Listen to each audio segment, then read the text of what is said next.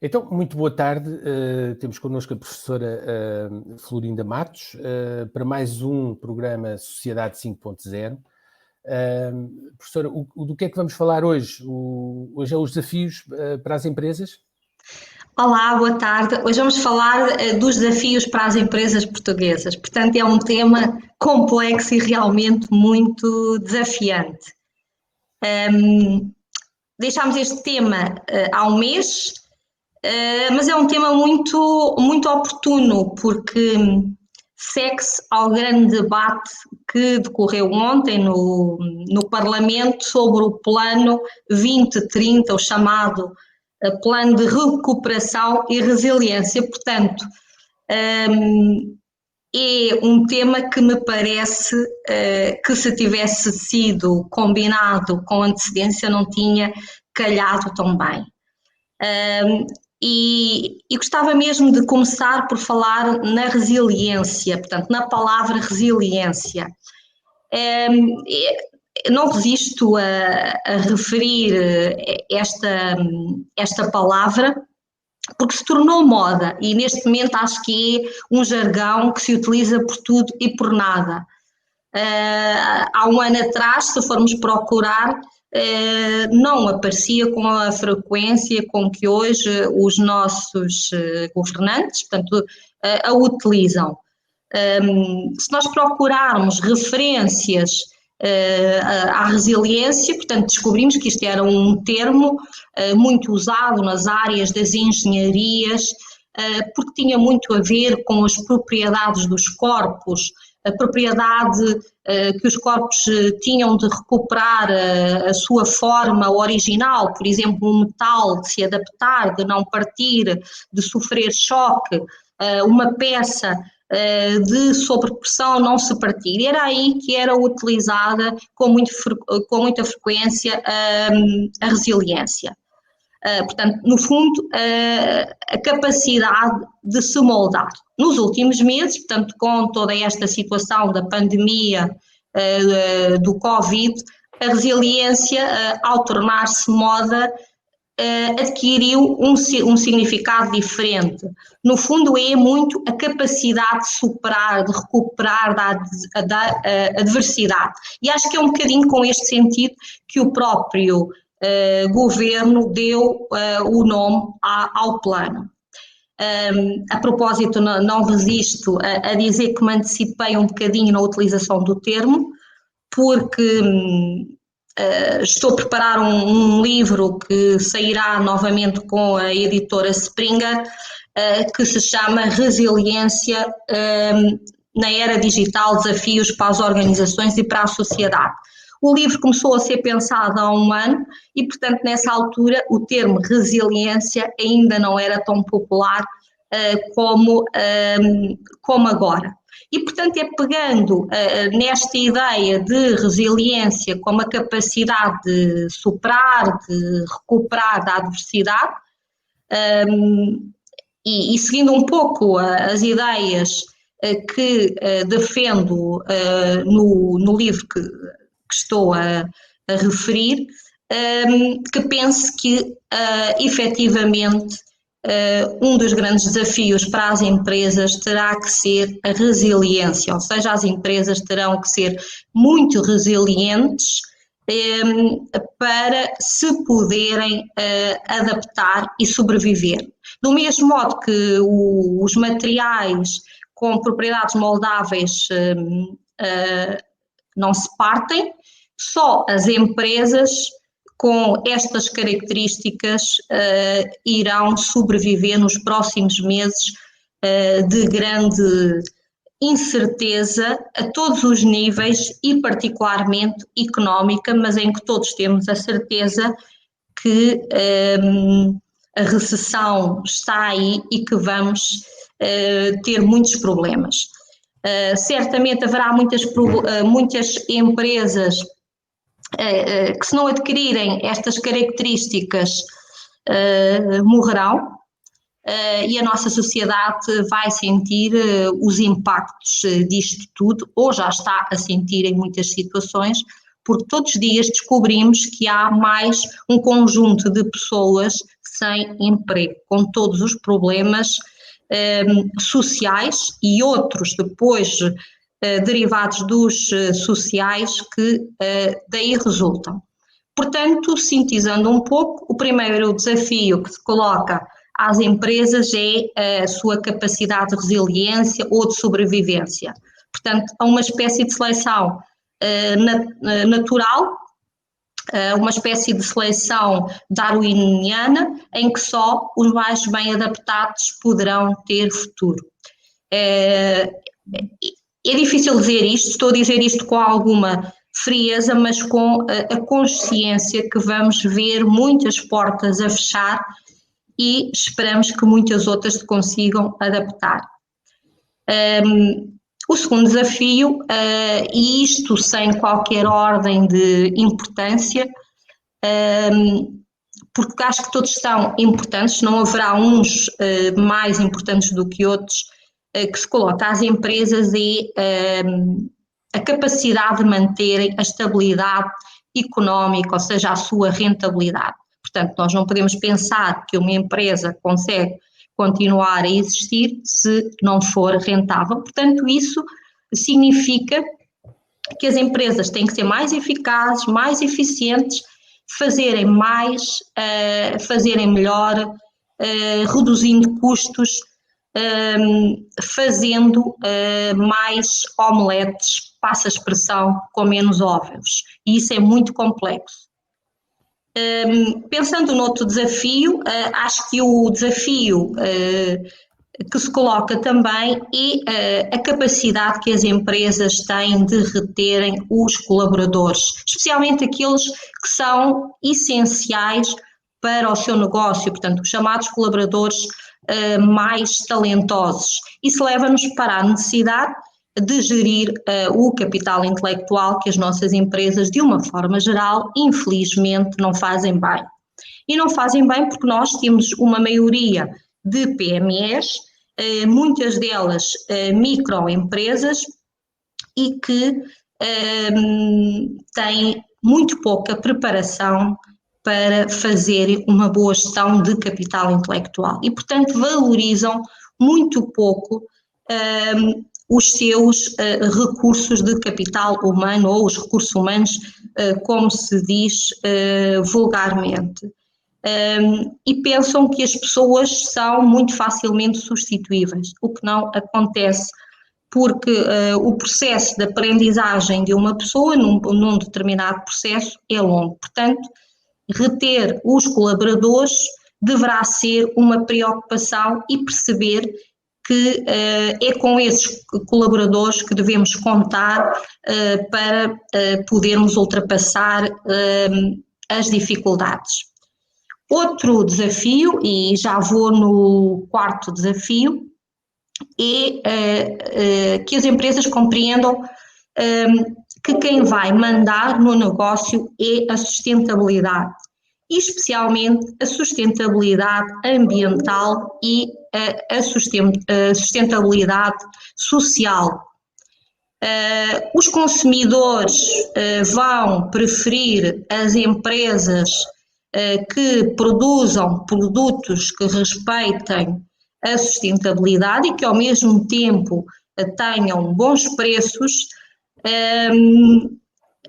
A legislação vai andar muito à volta da redução da pegada de carbono.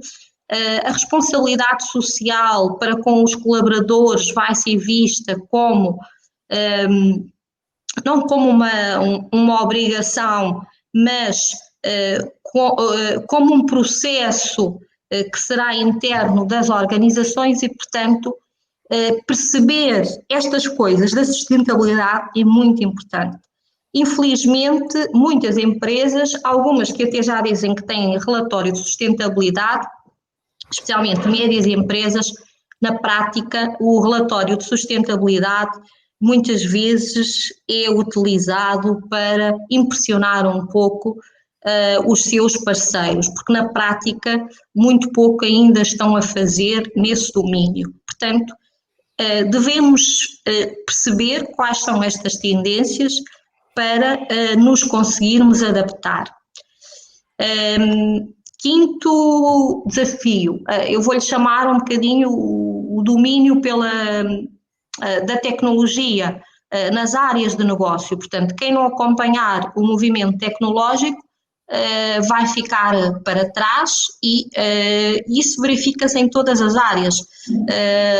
Não vale a pena pensar que a minha área não tem nada de alteração, não tem nada de tecnológico, porque na verdade há uma grande evolução e isso faz com que as pessoas tenham que estar atentas e perceber como é que a tecnologia está a mudar o seu negócio. Falando num sexto desafio, eu diria que é o desafio de estar presente nas redes sociais. Portanto, quer se queira, quer não, as redes sociais, com todos os aspectos negativos que têm também, dominam neste momento a nossa sociedade. E muitas empresas pensam que a presença online significa ter um site. E a presença online não significa ter um site. Portanto, os mídias sociais têm provado ser ferramentas poderosas para maximizar a exposição das marcas. E, portanto, ter presença online significa que as empresas se podem envolver com um público muito mais vasto e muito maior e, portanto, o seu público-alvo amplia-se e, portanto, devem ter esta preocupação e, efetivamente, muitas das nossas PMEs ainda não têm esta visão. Um sétimo desafio, e já temos muitos, mas ainda temos mais alguns, eu diria que é a inovação. Portanto, as empresas têm que ter inovação e desenvolvimento, seja feito na própria empresa, seja comprado, mas é necessário que o tenham. Para isso, têm que estimular a criatividade, o trabalho em equipa e a partilha de conhecimento e, infelizmente, muito da capacidade criativa está a perder-se. Portanto, os indicadores de criatividade empresarial têm baixado imenso e, portanto, isso terá certamente reflexos na inovação. E, portanto, é importante que não se esqueçam que têm que inovar desde o negócio mais pequenino, que pode ser o mini mercado, o café da esquina. Portanto, tem que haver inovação. Isso é extremamente importante para atrair e reter os clientes e, portanto, e para que o negócio funcione. Há alguns níveis, nomeadamente as empresas que trabalham em áreas mais tecnológicas, seria importante procurarem uma maior aproximação às universidades, aos politécnicos, portanto, a todas essas áreas onde existem centros de investigação que podem colaborar de uma forma muito positiva e que podem trazer mais valias. Eu já falei aqui no âmbito de outro programa, por exemplo, nos Fab Lab, que são muito desconhecidos de muitas empresas, mas, portanto, acho que essa parte é fundamental. Como oitavo desafio, vou-lhe chamar a qualificação e educação. Temos melhorado muito, imenso, mas face a outros países da OCDE, Portugal ainda tem baixos níveis de qualificação dos seus trabalhadores. Por outro lado, as nossas PMEs têm muita dificuldade em aceitar pessoas com níveis de formação superior. Os Estados Unidos não é um bom exemplo para algumas coisas, mas na parte empresarial é um bom exemplo e, portanto, é frequente ver nos Estados Unidos ou em alguns países da Europa, como a Alemanha, como a Inglaterra, como a Suécia, mestres e doutores, portanto, pessoas com formação superior nas PMEs. Em Portugal, o número destas pessoas com formação superior é muito baixo. E é muito baixo não só por culpa das PMEs, portanto, também porque as pessoas com estas qualificações muitas vezes não procuram trabalho nas próprias PMEs, mas a verdade é que elas podem ser muito importantes até para ajudar no ponto da inovação e, portanto, a educação e a formação deverão ser elementos fundamentais num processo de desenvolvimento das PMEs. E quase a terminar, outro ponto seria a comunicação e informação.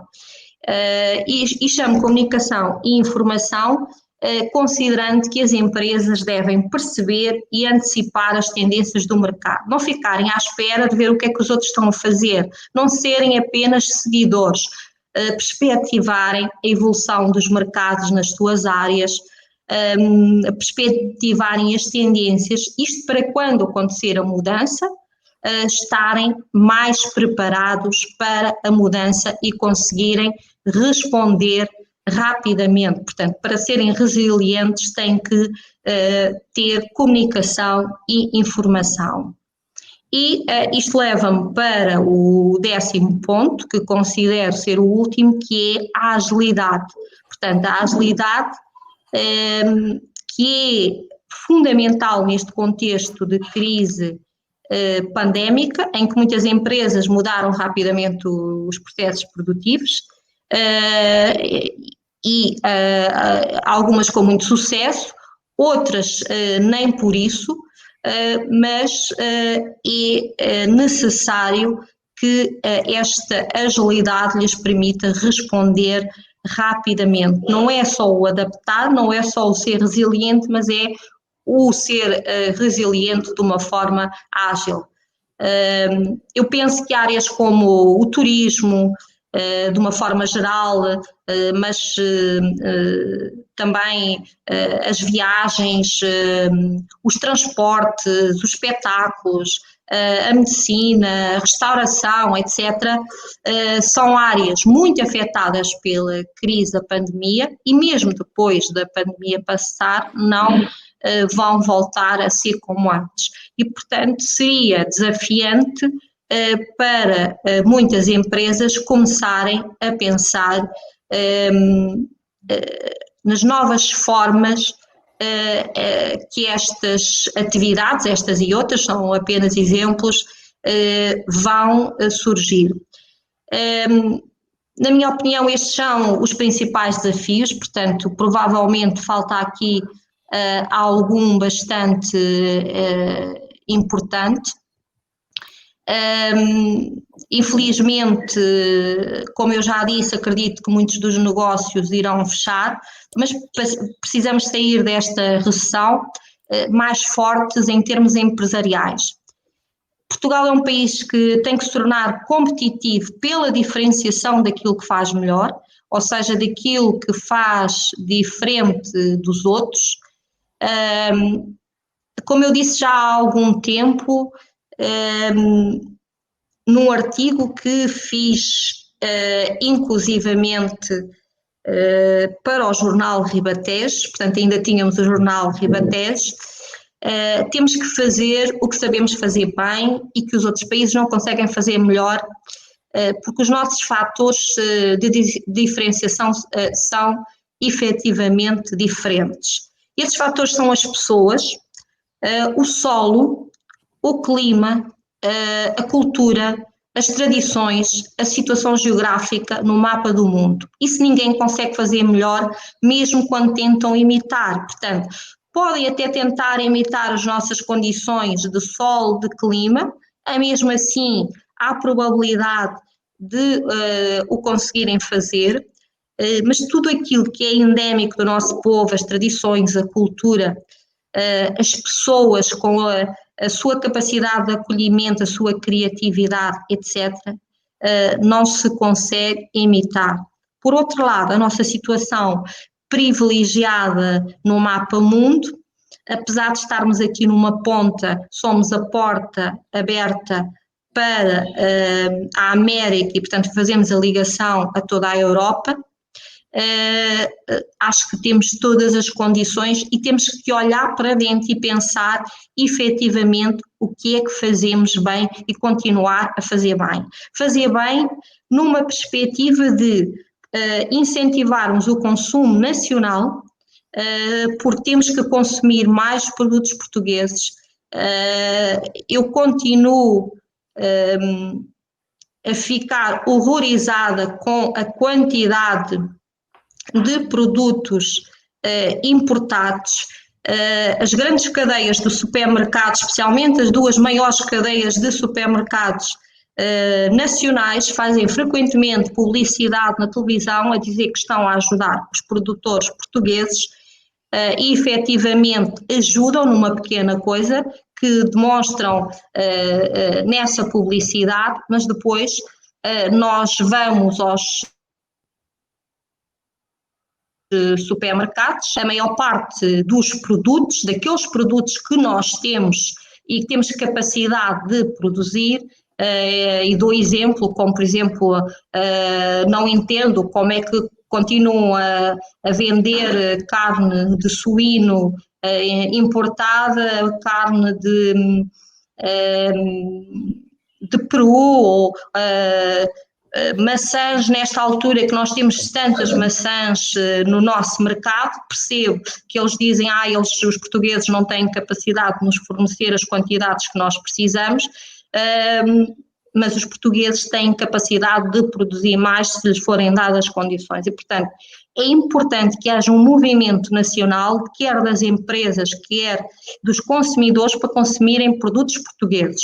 Ao mesmo tempo, que haja uma boa quantidade desses produtos que possam também ser exportados para equilibrar a nossa balança. Eu não entendo ou não posso aceitar que nós estejamos a importar maçãs de outros países, e dou o exemplo simples das maçãs, e estejamos numa fase em que temos uma produção de maçãs que é mais do que suficiente.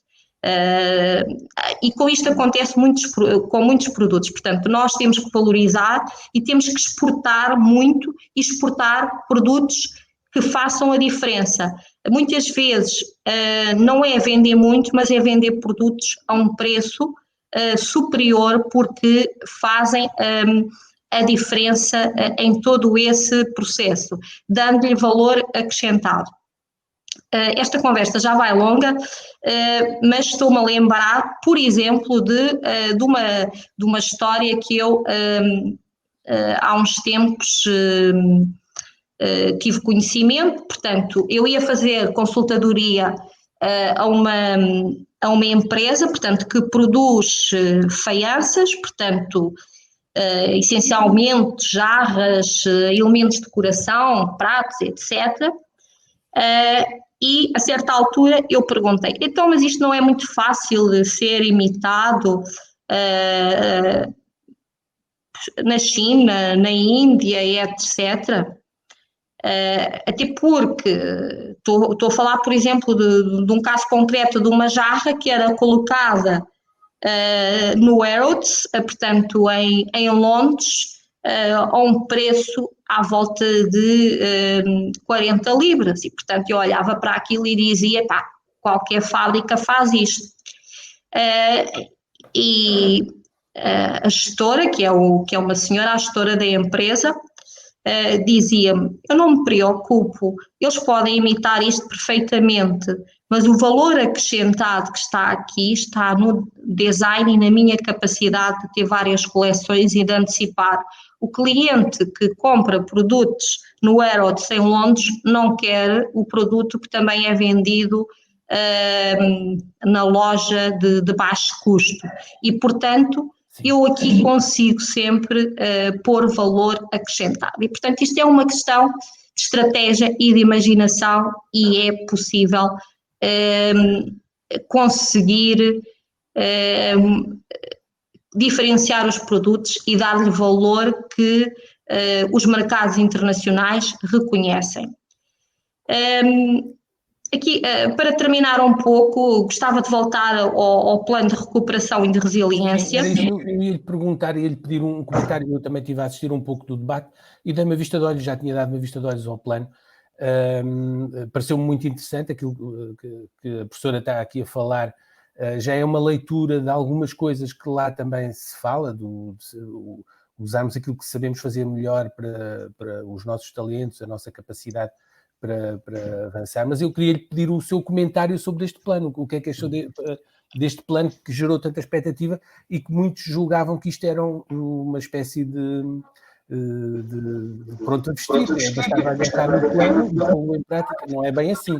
É preciso agarrar agora neste plano e concretizá-lo, encontrar linhas de atuação nas várias áreas e seguir aquelas grandes linhas que estão no plano que vai. Qual é a sua perspectiva, qual é a sua opinião? João, eu não me quero pronunciar a fundo sobre o plano de recuperação, porque efetivamente confesso que não tive tempo de ler o documento, ou seja, li pequenos extratos do documento e ouvi o que se disse na comunicação social. De qualquer modo, parece-me que está a acontecer um pouco aquilo que aconteceu com o relatório Porter, quando o relatório Porter foi feito para Portugal. Estava-se à espera, ficou tudo um pouco chocado, porque o relatório Porter, isto já foi há uma série de anos, para aqueles que se lembram, foi no tempo do governo, penso, o Ministro da Economia, não, o Ministro da Indústria, seria o Mira Amaral, basicamente dizia aquilo que nós já sabíamos, portanto, que nós tínhamos que ir à procura daquilo que fazíamos bem, dos nossos clusters, e a partir daí desenvolver a nossa economia. O relatório Porter ficou muitos anos enfiado numa gaveta, ou pelo menos deu essa ideia, e nos últimos anos, a pouco e pouco, nós fomos buscar vários aspectos do relatório Porter, o desenvolvimento do têxtil, o desenvolvimento do calçado, o desenvolvimento da agricultura, lembra-se? Sim, os vinhos tiveram um desenvolvimento extraordinário. Tudo isso, ou seja, isso estava lá de uma forma muito genérica porque não nos era ensinado exatamente o caminho a seguir, só dizia de uma forma mais ampla aquilo que devíamos apostar.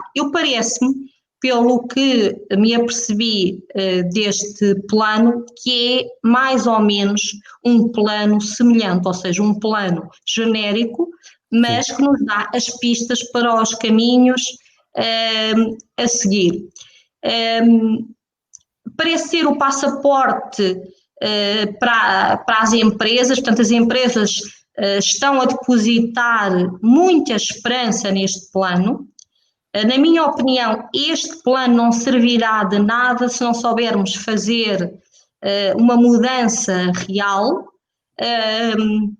usando antecipadamente e adequadamente os fundos. Nós temos desperdiçado muitos milhões de euros nos quadros comunitários anteriores, e tenho que dizer que muita dela por incompetência dos nossos decisores, por incapacidade das empresas responderem também aos desafios, por não sermos suficientemente exigentes e fecharmos os olhos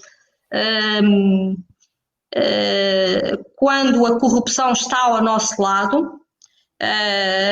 Toda a gente sabe que se eu dever 10 mil euros vem atrás de mim, penhora uma empresa, penhora uma casa. Se eu dever 1 milhão de euros, convidam-me para almoçar e tentam encontrar um plano para eu pagar a minha dívida, mesmo que me tenham que emprestar impostos. Isto não pode continuar a acontecer. Portanto, nós temos que ser responsáveis e exigentes, e as empresas têm que se fazer ouvir junto das associações empresariais. relativamente a este novo plano. Portanto, as linhas gerais do plano estão, agora como é que nos vamos encaixar? Não podemos deixar que o destino dos fundos seja decidido por um processo técnico de decisores que muitas vezes não conhecem o problema de forma verdadeiramente profunda ou como seria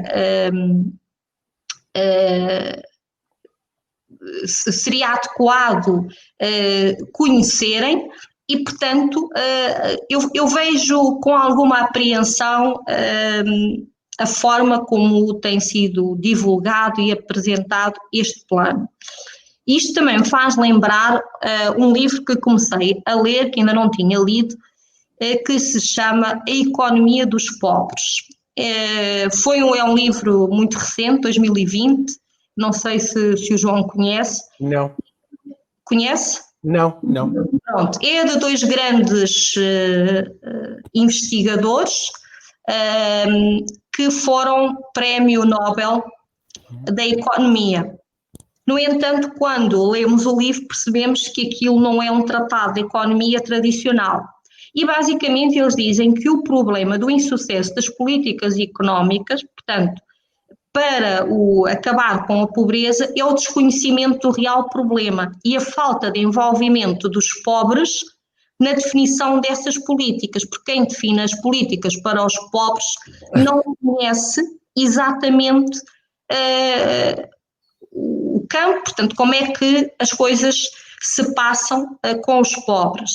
E eu faço esta analogia porque penso que o problema das empresas, especialmente das PMEs, é exatamente semelhante. Não podemos ter um plano adequado, não podemos ter políticas adequadas às PMEs se não envolvermos as PMEs, portanto, através dos seus representantes, na definição clara dessas políticas. Porque as PMEs vão fazer aquilo que lhes disserem para fazer, ou pelo menos a maioria dessas PMEs. Portanto, e corremos o risco de ter um plano maravilhoso que poderia ter imenso sucesso e que só vai ser um plano de sucesso para alguns. Eu, o pouco que conheço dos meandros da política económica, da definição de programas estratégicos, faz-me perceber que muitas vezes há os que desconhecem tudo, que é o caso da maior parte das PMEs, que ficam à espera de que lhes digam o que é que têm que fazer, como é que vão, e há os chamados sabichões, que são aqueles que antes do plano sair cá para fora já têm inclusivamente a candidatura preparada para serem apoiados pelos planos, porque tiveram boa informação, tiveram acesso à informação privilegiada e puderam antecipar. Isso não pode acontecer. Portanto, nós temos que permitir que as empresas, de uma forma geral, mas as PMEs mais especificamente, todas tenham acesso aos mesmos patamares de informação e todas possam decidir se podem ou não candidatar. Mas candidatar aqui tem que ser alguma coisa que responda ao seu problema.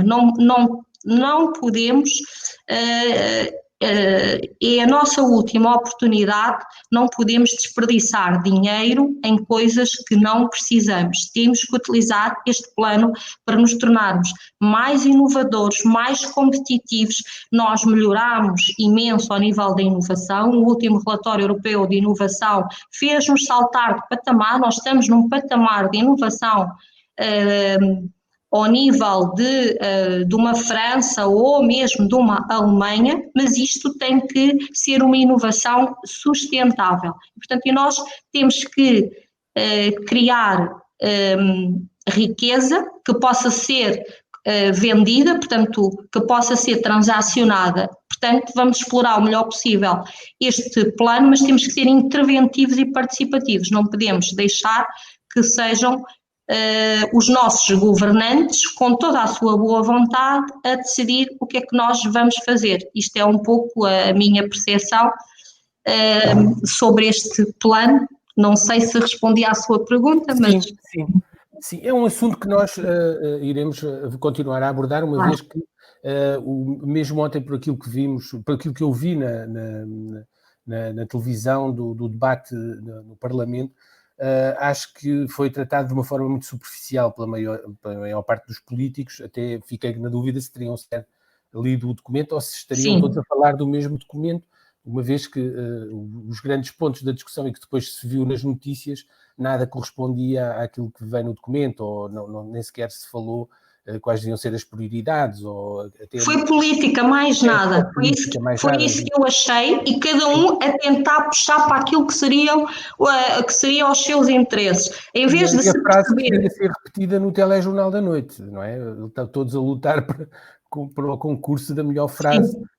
E não se viu ali nenhuma reflexão, nem nenhum contributo. Os gabinetes de estudos dos partidos com assento parlamentar, ninguém se preocupou em trazer grandes contributos para aquele debate.